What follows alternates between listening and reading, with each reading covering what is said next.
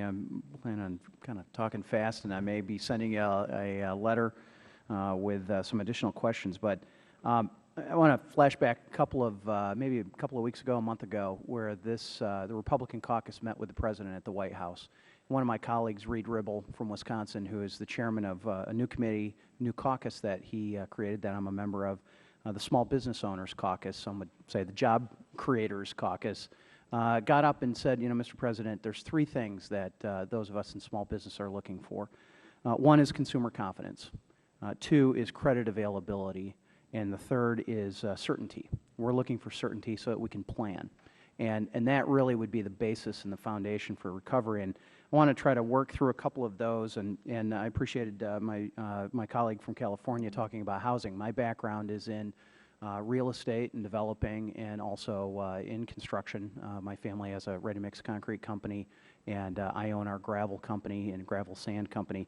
So I can tell you on page 3, when you talk about residential construction is at extremely low levels, that might be the understatement of your remarks, especially coming out of Michigan for protracted time here. We've had some very difficult times.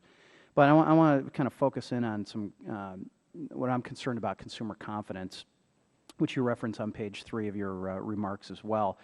But on page 8, you reference temporary shocks to the economy, and I'm looking at that, and I'm seeing inflation. I'm seeing oil prices, which translate directly into at the pump, food and commodities and those types of things.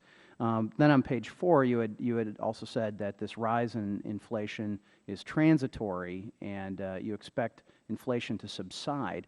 And I'm curious, what is going to subside? I mean, oil prices, gas prices, commodity prices, are housing prices going to recover so that people are going to have that cushion that you were just talking about? I'm curious. I want to know what you believe is going to cause that confidence to increase.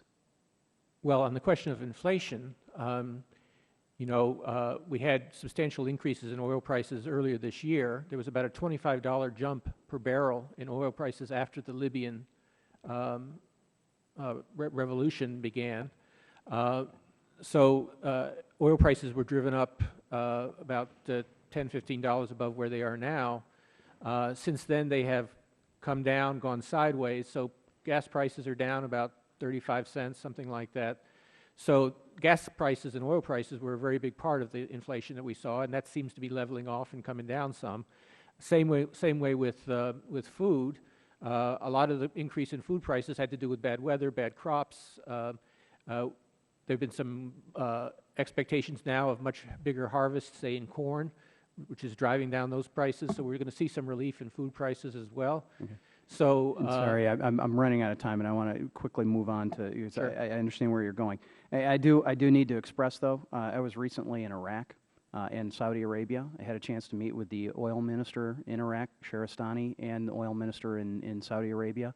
Both of them said after Libya they actually ramped up their production. It is not a production issue. We were asking specifics about why gas prices were going to be coming in. And I broached the subject with His Excellency Mr. Shahrastani and said, what about the U.S. dollar and the valuation of the U.S. dollar? He paused and kind of looked at me. He said, Congressman, I was trying to be polite. They recognize that what we've done by devaluing our dollar as an artificial increase in oil prices, because oil is paid for one way around the world, U.S. dollars. And I'm concerned about that as well, and I'm curious if you can address that. Well, the falling dollar, which has fallen for a lot of reasons, by the way, including reduced safe haven demand and so on, has contributed some to the increase in oil prices. But do you have an estimation? If that were the only factor, prices in euros and other currencies would be going down. In fact, prices are rising in all currencies, so it's not just the dollar. Not according to the two oil ministers.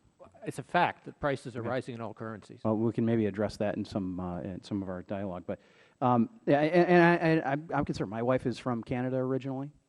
18 years ago, when I had the opportunity to marry her, it took 64 cents to buy a 64 cents U.S. to buy a Canadian dollar. Yesterday, that was $1.04 to buy a Canadian dollar. And I simply don't see how we are not going to have to, or how we are not going to avoid inflation in the future. And isn't that sort of a consequence of some of our monetary policy as we're moving forward? There are two separate concepts, the buying power of the dollar, which is inflation domestically, and then the exchange value of the dollar externally, which is what you're talking about. We have kept inflation low and steady since the 80s. Internally. Internally, yes. And as far as the monetary policy is concerned, the one thing we can really do to support the dollar is to keep our inflation rate low, and that's what we've done. So the reason the dollar is falling over long periods of time has to do with things like flows in the trade deficit and flows of capital in and out of the country. And not Oh, due to thank us printing money. Thank you, Mr. No. Huizenga. Thank you. All right. Thank you.